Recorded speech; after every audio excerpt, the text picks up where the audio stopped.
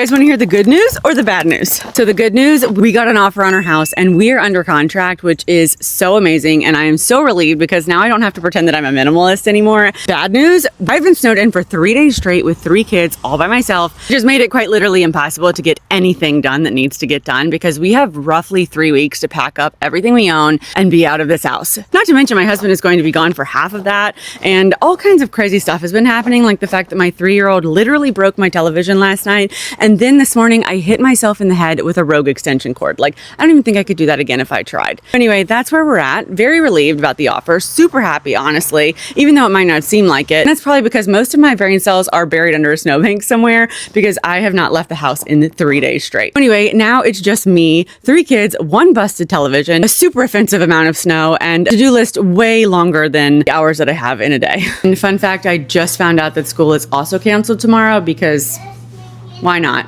No more snacks. We're out of snacks. Anyway, hey, welcome back to the most unhinged moving saga on the internet. If you're new here, I'm Kilee, and we decided to list our house less than 2 weeks after Christmas because apparently I just enjoy emotional turbulence and doing a ton of stuff. This is part 4, so buckle up. Let's get into it. What are you doing? Just go. Just trying to get my phone. So as you might remember from part 3, I had this place looking like a literal museum. Every single day we showed the house, I scrubbed, I fluffed, I wiped, I staged. It was giving HGTV, but with higher stakes and so much more passive aggressive scrubbing. But now that the contract's signed, obviously you can see that the jig is up and I no longer have to perform minimalism, which is great because there's no way I could have done that this weekend while we were trapped in here for 4 days. Here's the reality. I live in a place that shuts down at the mere mention of snow, so we have not left the house in like 3 days, and it being cleaned is literally a fond memory at this point. Owners are back to having crumbs, packed boxes just sitting everywhere, and then we of course have all of the snow clothes that everyone just keeps putting on and taking off and putting on and taking off. At this point, I am not even sorry. I am just trying to survive. I figured I would just answer some of the questions y'all have been asking while I try to pack up my life. I'm packing my pajamas right now because someone is about to come buy our entire bedroom set, and now I have to immediately empty all of this out. So first question, what is the actual timeline of moving? We're going to close at the end of this month on this house, which gives me literally exactly 3 weeks from today to get everything we own out of this house. But there is a plot twist. Tim is only going to be here for 6 more days before he has to go back to work. The last week that we're here in this house, it's just me, the children, and a core memory that I am pretty sure I don't want to have. But as the craziness persists, so do I, and that is the story of my life. If you guys have been watching me for a while, you know that. So that leads to the next question. Where are y'all going to live in the meantime? That is an excellent question and a great concern, and I really appreciate you asking.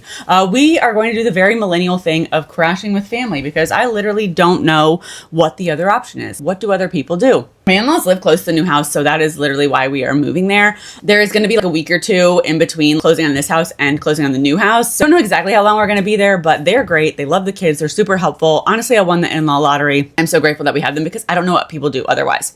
It's almost Valentine's Day, so I think I'm going to keep these out. The next question, what are we doing with the kids' schools? So yes, we are switching schools. That kind of sucks because it is the middle of the year. It's sad, but it's also good, but yes, it's sad. So we are all spiraling together. I'm definitely going to cry on the last day. They're going to cry on the last day. Everyone's going to be sad on the last day, even though I have a list of reasons that moving is a great decision and it's a mile long, but the end of anything is sad. I am excited about their new schools. They are better, smaller. It's going to be a great fresh start for all of us, but I've moved in the middle of the year, and as a kid, I know that it does suck. For me, there's a lot of layers when you move like this, especially when you have 3 kids.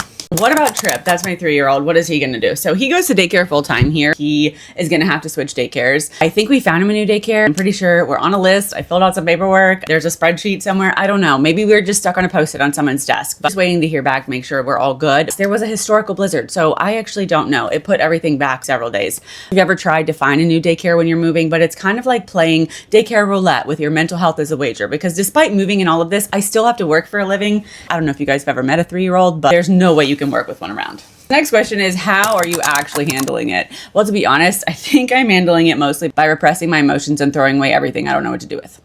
I'm probably going to regret all the things that I've gotten rid of, but my brain is mush. I've moved a lot. I've never moved with 3 kids at their ages now, but for some reason, y'all, I have this mindset that I can pretty much do whatever. I will figure it out, which is a great trait, but also horrible at the same time. I don't know where my audacity came from that I feel like I'm totally capable of handling all this, but unfortunately, I continue to prove myself right, and I will get through it, I guess, hopefully.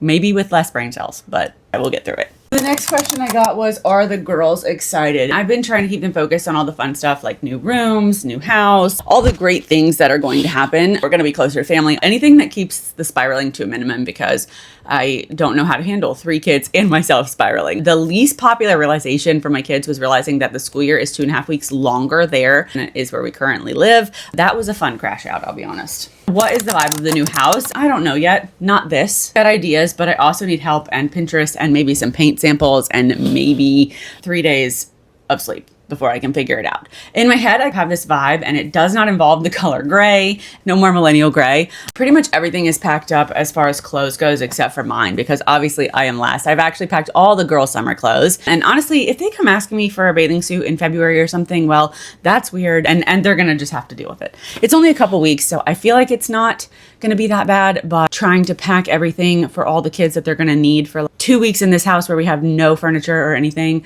and then 2 weeks at my in-laws' house feels like a vacation that I didn't really want to go on, but it's going to be fine. I just got to figure out exactly what everyone needs to wear to their new school, to have for dance, what I'm going to wear. Luckily, I wear the same thing every single day, so at least I know what I'm going to pack: leggings and sweatshirts.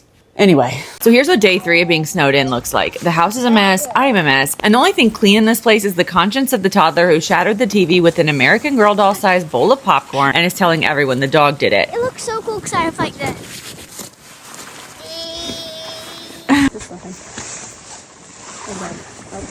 Great. Wow. Ta-da! Me. It does look like you.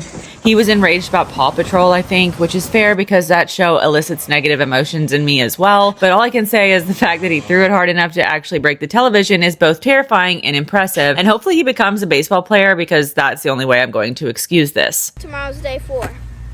No Yeah. school. Yay. Why Hi, is Trip. this not cold leaning on her? That's no. No, man. Anyway, I'm pretty sure the dog is tunneling his way to the center of the earth. He's digging through the snow and into the mud, and between all the wet clothing from the children frolicking in the snow and the muddy paw prints, the entire living room now smells like wet socks. And I keep trying to pack, but it's hard to pack when you're also playing short order cook, crisis manager, and snow day cruise director. Also, don't even get me started about the ordeal with the golf cart while I was trying to be a fun mom in the snow. It left the house fully charged and then decided to just stop working in the middle of the street. I had to do a mile walk of shame home in the snow to get my car and then tow it back while everyone in the neighborhood decided that it was a great time to go get fresh air. Such a humbling experience. And as I mentioned, I also hit myself in the head with an extension cord today, like pulled it out from under a shelf. It slingshotted into my skull, and I just stood there blinking like a cartoon character. And I think that I have officially made my descent into madness. Tim is coming home tomorrow, which means we can finally start packing for real, like actual packing, not just like stuffing things into bags in a blind panic or like hiding it in the garage. Like we'll actually start taking it out of the house and putting it in the pod. I'm just so glad that we're done pretending this house is like Pinterest ready. Next couple weeks, we're gonna sell everything, take everything out, and really commit to like the minimalist vibe, because the last week that we are in this house, I'm by myself. So he's gonna spend all of his time home trying to get everything out of the house. So that way I don't have as much stuff, but that just means we're gonna end up with like a whole week where we have absolutely nothing in the house. If you're local and you wanna buy some furniture that has been with me since the pandemic, hit me up, I guess, because there's a lot of it.